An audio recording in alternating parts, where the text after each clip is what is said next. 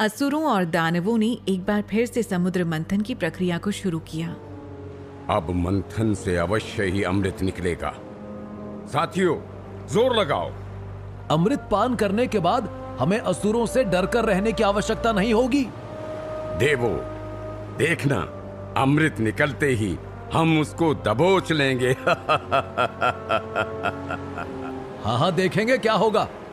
तुम लोगों का घमंड ही हर बार तुम्हें परास्त कर देता है। देखना, इस बार भी मुंह के बल ही गिरोगे। अरे, ये कैसी सुंदरी है जो समुद्र में से आ रही है। सच में कितनी सुंदर नारी है। इसे तो बंदी बनाकर असुर लोक लेकर जाना चाहिए। इस पर सबसे पहले अधिकार हमारा है। ऐसी सुंदर अप्सरा तो देवलोक में सुशोभित होती हैं। ये तो स्वर्ग ही जाएगी। नहीं, यह हमारे साथ जाएगी। नहीं, ये देवलोक को जाएगी। उस सुंदर स्त्री को देखकर वहां मौजूद असुरों और दानवों का मन डोल चुका था। कुछ तो उस स्त्री को देख इतने हर्षित थे कि समुद्र मंथन को छोड़ जाने को भी तैयार थे।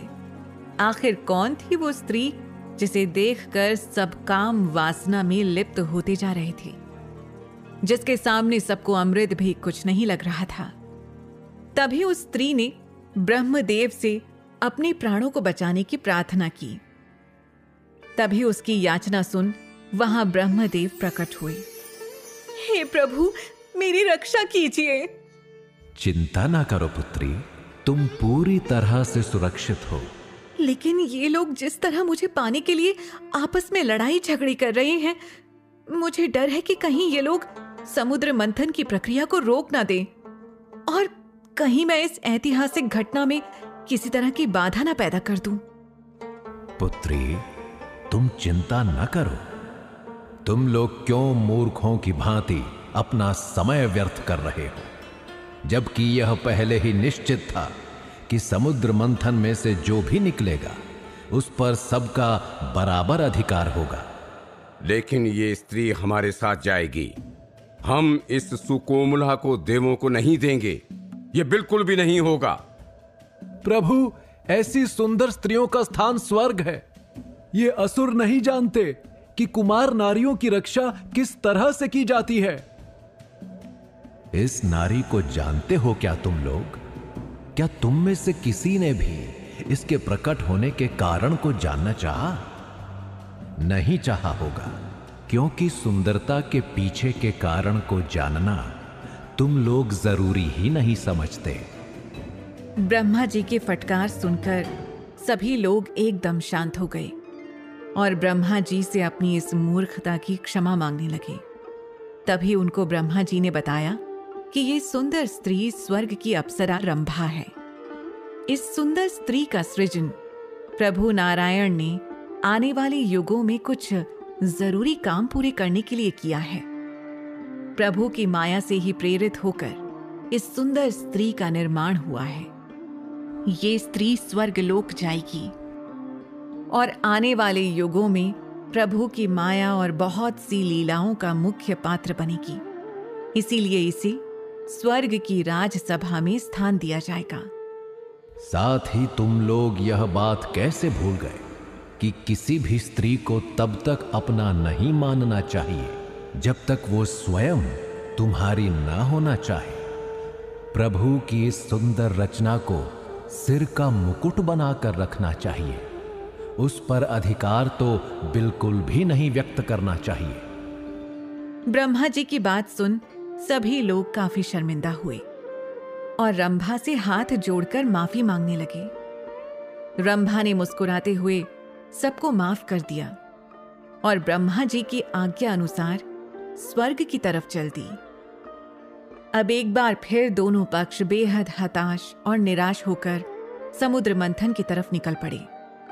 दोनों पक्षों के हृदय पर ब्रह्मा जी द्वारा लगाई गई फटकार का काफी गहरा असर हुआ था। सभी अपनी इस गलती के लिए काफी शर्मिंदा भी थे। इतने में मंथन की प्रक्रिया से समुद्र में से काफी चमकते हुए पत्थर की उत्पत्ति हुई। इस पत्थर की चमक से सभी की आंखें चौंधिया रही थी। ये पत्थर देखने में काफी आकर्षक था। इस पत्थर को देखकर ऐसा लग रहा था कि मानो सूर्य का पूरा तेज इस पत्थर ने अपने में समा लिया हो। इस पत्थर की चमक से सारा वातावरण चमक उठा था। इस पत्थर की लौ मानो सूर्य की खूबसूरती को भी मात दे रही थी। उसी क्षण वहां श्री हरिविष्णु आए। सबने उनको प्रणाम किया और उस चमकते हुए पत्थर के बारे में पूछने लगे।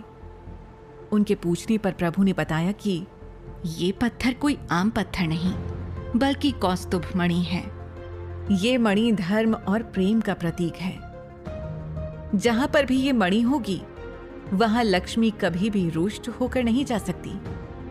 आने वाले युगों में इस मणि ने बहुत सी लीलाओं में मेरा साथ देना है। लेकिन इस मणि पर अधिकार किसका है? क्या यह स्वर्ग जाएगी?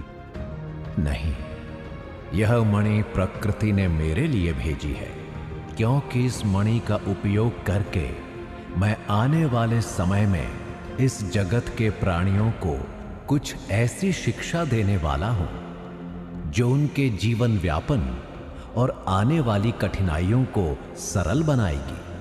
अगर आप सबकी आज्ञा हो तो इसे मैं ग्रहण करना चाहता हूं। भगवान विष्णु द्वारा किए गए इस विनम्र निवेदन को सुनकर झट से देवताओं और असुरों ने वो मणि भगवान विष्णु को सौंप दी। भगवान विष्णु ने उन सब का धन्यवाद किया और अपने धाम लौट गए।